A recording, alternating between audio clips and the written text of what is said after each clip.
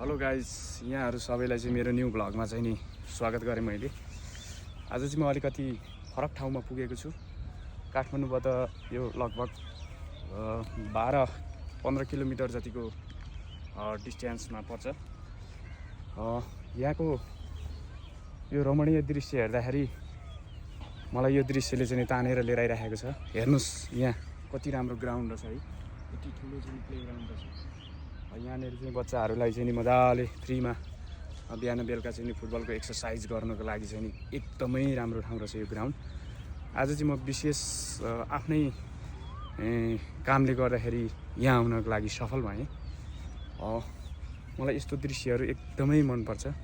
एकदम म प्राकृतिक सौन्दर्यतामा रमाउने प्रकृति प्रेमी मान्छे पनि भने। ल हेर्नुहोस् साथीहरू, ट्याक्क यहाँ गाई चरिरहेको छ।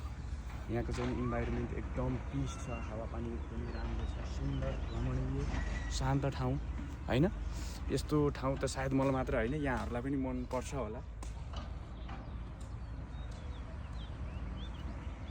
यदि गाइज यहाँहरू पनि आउन चाहनुहुन्छ भने ठ्याक्कै यो नलिन्छ जोरपाटीबाट ट्याक्क तपाईँ चाहिँ नि पूर्व लागेर चाहिँ नि अलिकति अगाडि बढिसकेपछि हामी यहाँ आइपुगिन्छ।